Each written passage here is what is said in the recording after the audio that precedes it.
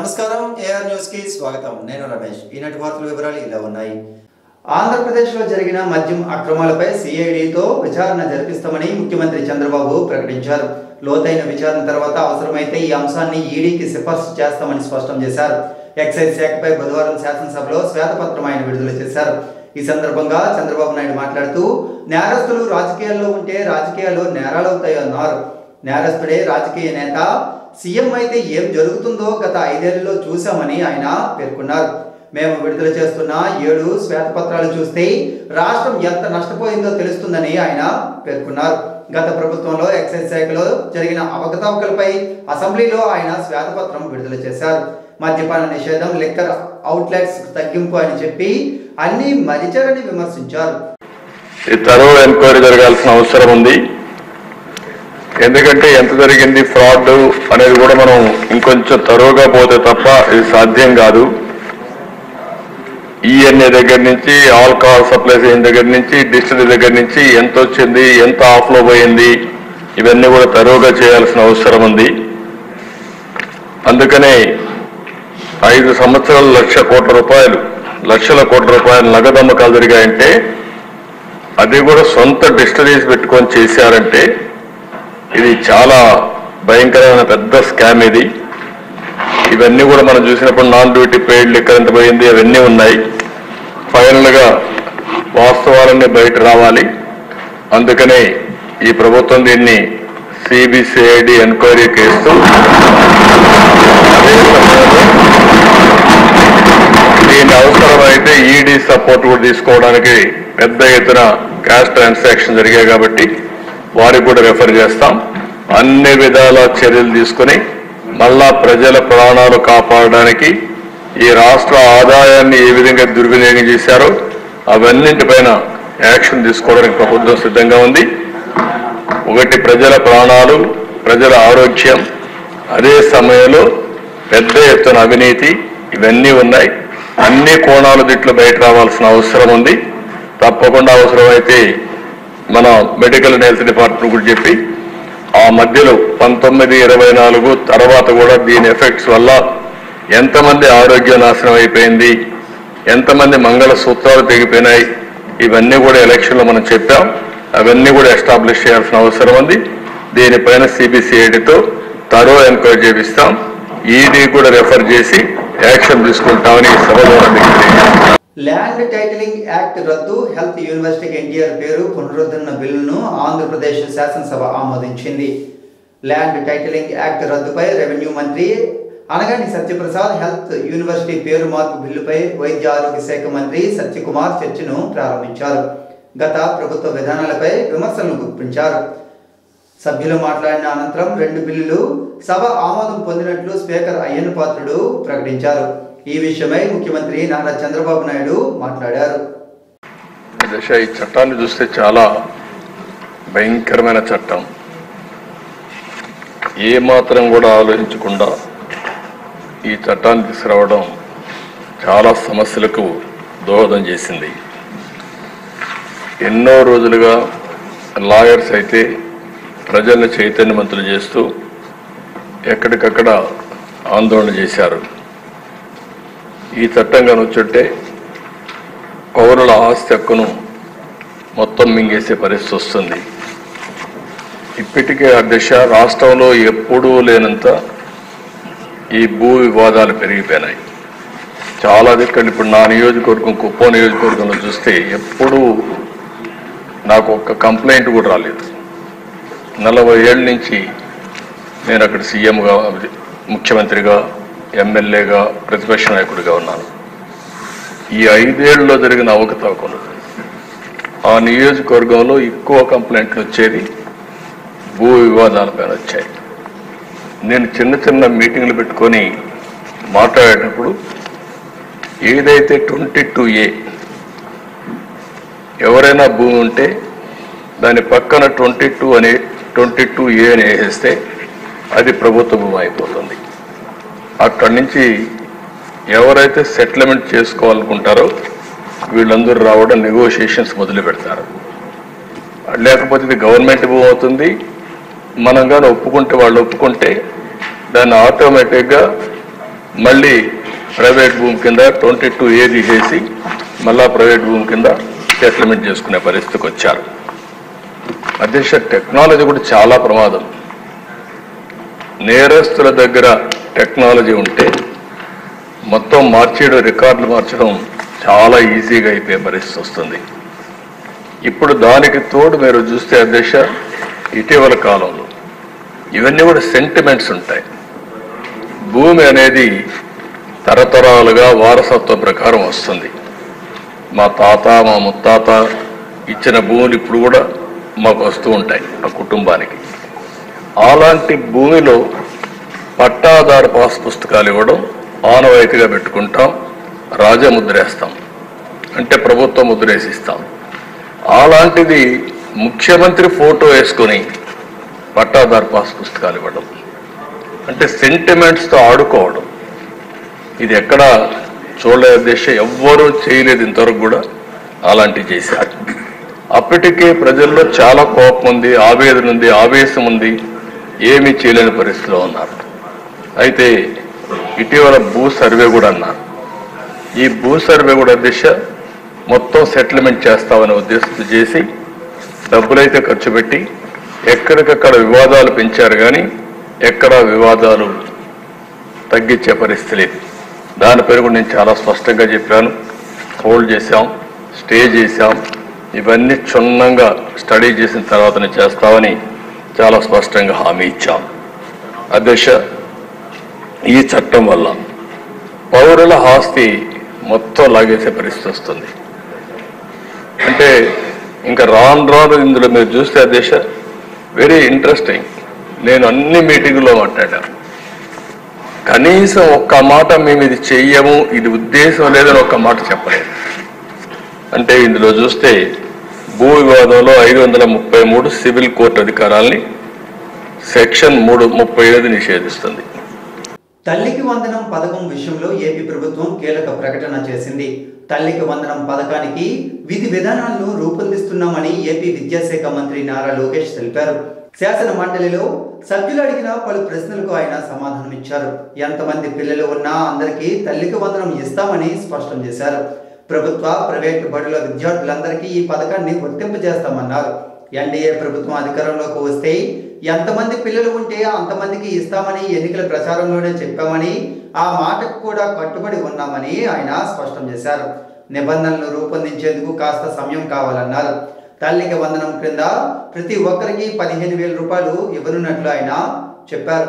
గత ప్రభుత్వ వైఫల్యంతో ప్రభుత్వ పాఠశాలలో 72,000 మంది విద్యార్థులు తగ్గారని చెప్పారు. ఇతర రాష్ట్రాల్లోని మంచి విధానాలపై అధ్యయనం చేస్తున్నామని వివరించారు. వచ్చే విద్యా సంవత్సరం నుంచి విద్యాశాఖలో మంచి విధానాలు అమలు చేస్తామన్నారు. గోపాల్ రెడ్డి గారు, లక్ష్మణరావు గారు, బీటీ నాయుడు గారు, వెంకటేశ్వర్ల గారు ఇష్యూ గురించి మాట్లాడారు. అధ్యక్ష, ప్రధానంగా ఎన్డీఏ ప్రభుత్వం అధికారంలోకి వచ్చే ముందల చాలా స్పష్టంగా ఎంతమంది బిడ్డలు ఉంటే అంతమంది బిడ్డలకి ఇస్తామని హామీ ఇస్తాం జరిగింది. ఆ హామీకి మేము కట్టుబడి ఉన్నాం.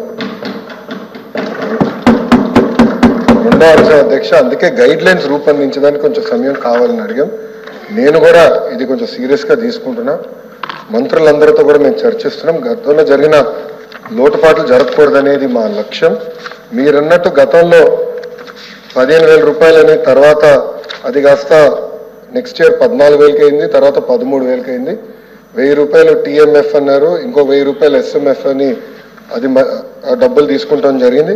అంతేకాకుండా ఎలిజిబిలిటీ క్రైటీరియా కూడా మార్చడం జరిగింది. అధ్యక్ష, గ్రామాలు వచ్చే గల 5,000 రూపాయలు నెలకు వస్తే ఆటోమేటిక్గా వాళ్ళు ఎలిజిబుల్ అనేది, 5,000 కన్నా తక్కువ వస్తే ఎలిజిబుల్ అన్నారు. అట్లా మళ్ళీ దాన్ని మార్చారు. భూమి కూడా అది కూడా మార్చారు. దాని తర్వాత ఎలక్ట్రిసిటీ కన్జంప్షన్ విషయంలో కూడా కొన్ని నుస్ఖలు జరిగినాయి. ఇంతేకాకుండా పాదయాత్రలో కూడా నేను అనేక మందిని కలిసినప్పుడు వాళ్ళు చాలా స్పష్టంగా, మేము ఇప్పుడు అప్పు చేసి ఒక 4-వీలర్ 4th హ్యాండ్ బండి కొన్నాం, అంటే 30,000 రూపాయలు 40,000 రూపాయలు పెట్టి ఒక స్కార్పియో కొనుక్కున్నాం. ఇమీడియట్గా తీసుకున్న వెంటనే మా తెల్ల కార్డు పోయింది, దానివల్ల మాకు రావాల్సిన సంక్షేమ కార్యక్రమాలన్నీ పోయినాయని వాళ్ళు నాకు చెప్తాం కూడా జరిగింది. ఇది కూడా మేము డిస్కస్ చేస్తున్నాం. ఎందుకంటే గ్రామ సచివాలయం, వార్డు సచివాలయాలు స్వామి గారి కింద ఉంది, మళ్ళీ ఆర్టీజీ నా కింద ఉంది. మీ ఇద్దరం కూర్చుని డేటాని కూడా ప్యూరిఫై చేయాలి, పకడ్బందీగా ఇది అమలు చేయాలనేది లక్ష్యంతో మేము చేస్తున్నాం. అధ్యక్ష, సో మీకు ఎలాంటి సందేహం అవసరం లేదు. అర్హులు ఎంతమంది ఉన్నా ఇవ్వాలనేదే ఎన్డీఏ ప్రభుత్వం లక్ష్యం. అది మేము సాధిస్తాం. రెండోది, ఇది బోర్డు ప్రభుత్వం ప్రైవేట్ పాఠశాలలకు వెళ్ళే విద్యార్థులకి వర్తిస్తుంది. ఇంకో పక్కన పెద్దలు అన్నట్టు అధ్యక్ష 2019 నుంచి 24తో పోల్చితే ప్రభుత్వ పాఠశాలలో సుమారుగా 72,000 మంది విద్యార్థులు తగ్గారు అధ్యక్ష. శ్రీకాకుళం నగరంలోని 7 రోడ్ల కూడలి వద్ద వీనస్ హోటల్ పక్కన ఉన్న Parameshwari bangles and fancy shop లో విద్యుత్ షార్ట్ సర్క్యూట్ కారణంగా బుధవారం ఉదయం అగ్ని ప్రమాదం చోటు చేసుకుంది. ఒక్కసారిగా షాపులో నుంచి దట్టమైన పొగలు రావడంతో అందరూ పరుగులు తీశారు. ఈ ఘటనపై అగ్నిమాపక కేంద్రానికి సమాచారం అందించడంతో జిల్లా అగ్నిమాపక శాఖ అధికారి వరప్రసాదరావు ఆధ్వర్యంలో హఠాహుటిన అగ్నిమాపక సిబ్బంది ఘటనా స్థలానికి చేరుకుని మంటలను అదుపు చేశారు. ఎటువంటి ప్రాణ నష్టం జరగకపోవడంతో అందరూ ఊపిరి పీల్చుకున్నారు. అయితే షాపులో ఆస్తి నష్టం ఎంత మేర జరిగిందో అంచనా వేస్తున్నారు.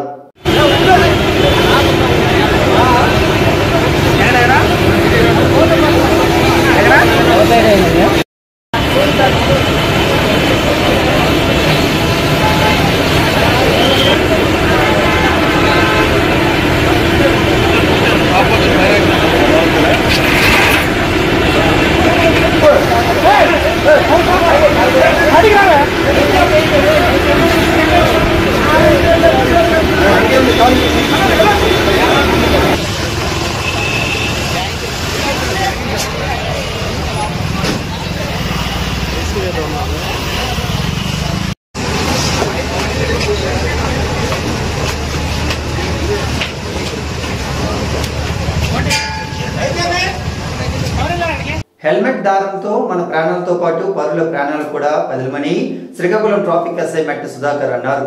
జేసీఐ శ్రీకాకుళం మెయిన్ అధ్యక్షులు కోన అనిల్ ఆధ్వర్యంలో నిర్వహిస్తున్న జేసీఐ వారోత్సవాల భాగంగా 2వ రోజు బుధవారం ప్రమాదాల నివారణపై అవగాహన కార్యక్రమాన్ని స్థానిక పాత బస్టాండ్ పొడి శ్రీరామ్ కోళ్ల వద్ద నిర్వహించారు. ఈ కార్యక్రమం ముఖ్య అతిథిగా పాల్గొన్న ఎస్ఐ మాట్లాడుతూ నగరంలోని పలు కూడళ్లలో తరచూ రోడ్డు ప్రమాదాలు జరుగుతున్నాయని దానికి పూర్తి బాధ్యత మనదేనన్నారు. గమ్యానికి తొందరగా చేరుకోవాలనే అత్యుత్సాహంతో వాహన చోదకులు అతివేగంగా వెళ్తున్నారని ఇది ప్రమాదంలో పడటమే కాకుండా ఎదుటివారి ప్రమాదానికి కూడా కారకులు అవుతున్నారని తెలిపారు. వాహన చోదకులు తమ తమ కుటుంబ సభ్యుల కోసం ఆలోచించి ఇప్పటికైనా వాహనాలను హెల్మెట్ ధరించి జాగ్రత్తగా నడపాలన్నారు. అధ్యక్షులు కోన అనిల్ కుమార్ మాట్లాడుతూ గమ్యానికి 10 నిమిషాలు ఆలస్యమైనా సురక్షితంగా చేరుకోవాలన్నారు. ఈ కార్యక్రమంలో జేసీఐ ప్రతినిధులు వర్లం శివతేజ, మధు, ఆర్ శ్రీనివాస్, పద్మభూషణ్, సాయి తదితరులు పాల్గొన్నారు. వార్డు సెక్రటరీలు, కూటమి ప్రభుత్వ వార్డు ఇన్ఛార్జీలు వేధింపులు ఆపాలని, కార్పొరేషన్ పరిధికి అనుగుణంగా కార్మికుల సంఖ్య పెంచాలని మున్సిపల్ కార్మికులు డిమాండ్ చేశారు. శ్రీకాకుళం నగరంలోని మాస్టర్ పాయింట్ల వద్ద బుధవారం ఉదయం కార్మికులు నిరసన చేపట్టారు. ఈ సందర్భంగా AP municipal workers and employees federation జిల్లా ప్రధాన కార్యదర్శి ఎన్ బలరాం మాట్లాడుతూ చనిపోయిన కాంట్రాక్ట్ కార్మికుల కుటుంబాలకు ఉద్యోగాలు ఇవ్వాలని, పర్మనెంట్ కార్మికుల సరెండర్ లీవులు ఇవ్వాలని డిమాండ్ చేశారు. సక్రమంగా పనిముట్లు ఇవ్వాలని అధికారులను విన్నవించుకుంటున్నా మున్సిపల్ హెల్త్ ఆఫీసర్ పట్టించుకోవడం లేదని ఆవేదన వ్యక్తం చేశారు.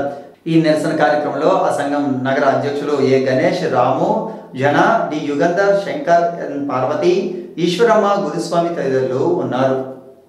శ్రీకాకుళం నగరంలోని శ్రీనివాస్ నగర్ కాలనీలో ఉన్న ఆతిథ్య డిగ్రీ, పీజీ కాలేజీల్లో ఈ నెల 29, 30 తేదీల్లో ప్రముఖ ఫార్మా కంపెనీ హనార్ ల్యాబ్ లిమిటెడ్లో వివిధ ఉద్యోగాల కోసం క్యాంపస్ ఇంటర్వ్యూలు నిర్వహిస్తున్నట్లు కళాశాల principal T Vijay Kumar Naidu, vice principal D Shailaja తెలిపారు.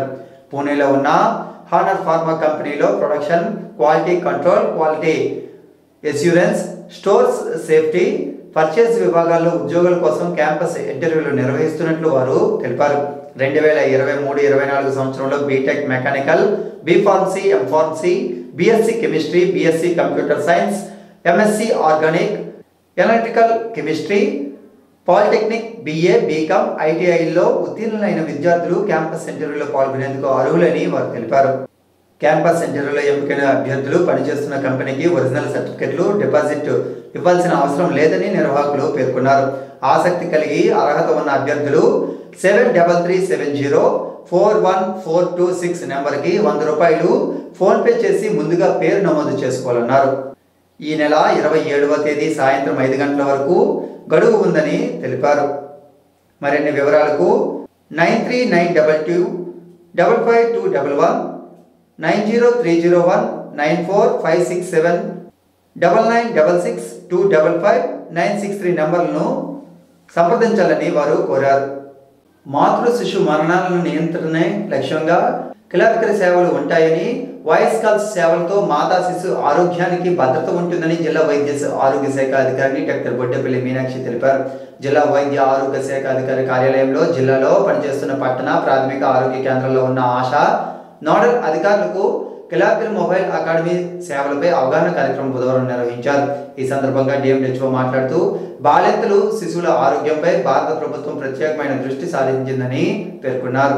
ఈ కార్యక్రమంలో Lankampalli Raju, state programme manager R Mohan Rao, regional programme అధికారి ముఖలింగం, శైలజ, రవి ప్రసాద్, వెంకటేశ్వరరావు తదితరులు ఉన్నారు. జిల్లాలోని బలగా ప్రభుత్వ డిఎల్టీసీ ఐటీఐకు 2వ విడతలో దరఖాస్తు చేసుకున్న విద్యార్థులకు ఈ నెల 27 నుండి 9 గంటలకు కౌన్సిలింగ్ నిర్వహిస్తున్నట్లు అసిస్టెంట్ డైరెక్టర్ రామ్మోహన్ రావు తెలిపారు. ఈ మేరకు బుధవారం ఒక ప్రకటన విడుదల చేశారు. దరఖాస్తు చేసుకున్న విద్యార్థులందరూ అన్ని ఒరిజినల్ సర్టిఫికెట్లతో ఆ రోజు ఐటీఐ కార్యాలయానికి హాజరు కావాలని ఆయన ఆ ప్రకటనలో కోరారు. ప్రముఖ వ్యాపారవేత్త జామి సూర్య చంద్రరావు ప్రథమ వర్ధంతి సందర్భంగా కుటుంబ సభ్యుల ఆధ్వర్యంలో స్థానిక 7 రోడ్ల కోళ్ల వద్ద పెద్ద ఎత్తున అన్నదాన కార్యక్రమాన్ని బుధవారం నిర్వహించారు. విద్యా సంస్థల అధినేత డాక్టర్ జామి భీమశంకర్రావు ఆధ్వర్యంలో కుటుంబ సభ్యులు జామి చైతన్య, జామి సింధు, శౌర్య, హరీన్, డాలయ్య శెట్టి, జానకి, అల్లు బాలాజీ, సాహిత్య తదితరుల సమక్షంలో నిరుపేదలకు అన్నదాన వితరణ కార్యక్రమాన్ని చేపట్టారు. ఈ కార్యక్రమంలో Red Cross chairman P Jaganmohan Rao, Jami Suryachandrarao కుటుంబ సభ్యులు తదితరులు పాల్గొన్నారు. కేంద్ర ప్రభుత్వం ప్రవేశపెట్టిన బడ్జెట్ అందరికీ ఆమోదయోగ్యమైన బడ్జెట్ అని జనసేన ఉమ్మడి శ్రీకాకుళం జిల్లా అధ్యక్షులు పిసిని చంద్రమోహన్ రావు అన్నారు. ఈ మేరకు ఆయన బుధవారం ఒక ప్రకటన విడుదల చేశారు. 10 ఏళ్ల విజన్తో బడ్జెట్ రూపొందించారని పేర్కొన్నారు. ఏ ఒక్క రంగానికి కూడా విస్మరించలేదన్నారు. గ్రామీణ అభివృద్ధికి, సమీకృత ఆర్థికాభివృద్ధికి అధిక ప్రాధాన్యతను ఇచ్చారని పేర్కొన్నారు. రైతులకు, పేద మధ్యతరగతి ప్రజలకు అనుకూలమైన బడ్జెట్ ఇదని, పరిశ్రమను ప్రోత్సహించేందుకు ప్రత్యేక చర్యలు తీసుకున్నారని పేర్కొన్నారు. మహిళలకు కూడా ఇది అనుకూలమైన బడ్జెట్ అని, ముద్రా స్కీమ్ ద్వారా వారు ₹1,00,000 వ్యాపారం కోసం లోన్ పొందుతారని చంద్రమోహన్ వివరించారు. వచ్చే 5 ఏళ్లలో సుమారు 20 లక్షల మంది యువతకు నైపుణ్యాల శిక్షణ, 500 పెద్ద కంపెనీల్లో ఇంటర్న్షిప్లు, ప్రధానమంత్రి ఆవాస్ యోజన కింద 3 కోట్ల అదనపు ఇళ్లు నిర్మాణం, ముద్రా రుణాలు, మహిళలు, బాలికలకు ప్రత్యేక బడ్జెట్, కొత్త ఉద్యోగాలకు 3 ప్రోత్సాహకాలు, ఇలా అన్ని వర్గాల మేలు కలిగేలా బడ్జెట్ రూపకల్పన చేశారని ఆ ప్రకటనలో పేర్కొన్నారు. అంగవైకల్యంతో యాచన చేస్తున్న వ్యక్తికి అండగా నిలిచి మానవత్వం చాటుకుంది ఇండియన్ రెడ్ క్రాస్. వివరాల్లోకి వెళ్తే శ్రీకాకుళం నగరంలో స్థానిక కృష్ణ పార్క్ వద్ద అంగవైకల్యంతో బాధపడుతూ ఒంటరిగా యాచన చేస్తూ కాలం గడుపుతున్న అచ్యుతరావు ఒంటికాలితో నడుస్తూ యాచన చేస్తుండగా Srikakulam Indian Red Cross chairman P Jaganmohan రావుకు తారసపడ్డారు. చలించిన ఆయన తక్షణమే రెడ్ క్రాస్ ప్రతినిధులైన నంది ఉమాశంకర్, జి పవన్ కుమార్లకు సమాచారం అందించారు. వారు వెంటనే అచ్యుతరావును రెడ్ క్రాస్ వెళ్లి ఆయనకి అవసరమైన సపర్యలు చేసి కొన్ని జతల బట్టలను అందించారు. తన కోరిక మేరకు సపోర్టింగ్ స్టాండు, 3 చక్రాల కుర్చీని బుధవారం రెడ్ క్రాస్ అడ్మిన్ ప్రాంగణంలో అందించారు. ఈ సందర్భంగా రెడ్ క్రాస్ సేవలను పలువురు అభినందించారు. ఎచ్చెర్ల మండలం కేశవరావుపేట ఉన్నత పాఠశాలలో టాటా కంపెనీ ఆధ్వర్యంలో నిర్వహించిన role of youth building a smart India అంశంపై నిర్వహించిన వ్యాస రచన పోటీలలో విజేతలకు బుధవారం పురస్కారాలు ప్రదానం జరిగింది. విద్యార్థులకు ప్రశంసా పత్రాలు, మెడల్స్ను పాఠశాల ప్రధానోపాధ్యాయులు సాయిరాం, కార్యక్రమం కోఆర్డినేటర్ సాంఘిక శాస్త్ర ఉపాధ్యాయులు ఆరుపల్లి శ్రీనివాసరావు, భౌతిక శాస్త్ర ఉపాధ్యాయులు జగదీష్, ఆంగ్ల ఉపాధ్యాయులు కళ్యాణి, టాటా కంపెనీ పరీక్ష విభాగ ప్రతినిధి నరసింహరావులు అందజేశారు. ఈ సందర్భంగా వారు మాట్లాడుతూ ఈ తరహా పోటీల నిర్వహణ వల్ల విద్యార్థుల్లో నిబిడీకృతమైన శక్తులను వెలికితీయడంతో పాటు సృజనాత్మక అవకాశం కలుగుతుందన్నారు. ఈ కార్యక్రమంలో జిల్లా ఉత్తమ ఉపాధ్యాయ అవార్డు గ్రహీత ఆరుపల్లి శ్రీనివాసరావు సమన్వయకర్తగా వ్యవహరించారు. విజ్ఞానవంతులుగా తీర్చిదిద్దేవాడే గురువు అని వయలిన్ విద్వాంసులు డాక్టర్ సుసరాపు లక్ష్మీ గణపతి శర్మ అన్నారు. శ్రీకాకుళం నగరంలోని ఇందిరా విజ్ఞాన మందిరంలో గురు పూజోత్సవాన్ని పురస్కరించుకుని ప్రముఖ నృత్య దర్శకులు డాక్టర్ రఘుపాతుని శ్రీకాంత్కు ఆయన శిష్య బృందం బుధవారం ఘనంగా సన్మానించారు. ఈ కార్యక్రమానికి ముఖ్య అతిథిగా పాల్గొన్న లక్ష్మీ గణపతి శర్మ మాట్లాడుతూ రఘుపాతుని శ్రీకాంత్ శిష్యరకంలో ఎందరో విద్యార్థులు గొప్ప నృత్య కళాకారులుగా తీర్చిదిద్దబడ్డారని పేర్కొన్నారు. శ్రీ సాయి నృత్య కళానికేతన్ విద్యార్థులు గురువు శ్రీకాంత్ను పుష్పాలతో పాద పూజ చేశారు. రిమ్స్ అభివృద్ధి కమిటీ మెంబర్ లాగటి శ్యామసుందర్రావు, లాగటి విజయభాస్కర్, నరేష్, సాయి కుమార్ తదితరులు ఈ కార్యక్రమంలో పాల్గొన్నారు. ఈనాటి వార్తలు ఇంతటితో సమాప్తం. తిరిగి మళ్ళా ప్రసారమయ్యే న్యూస్ లో మళ్ళీ కలుద్దాం. అంతవరకు సెలవు. నమస్కారం.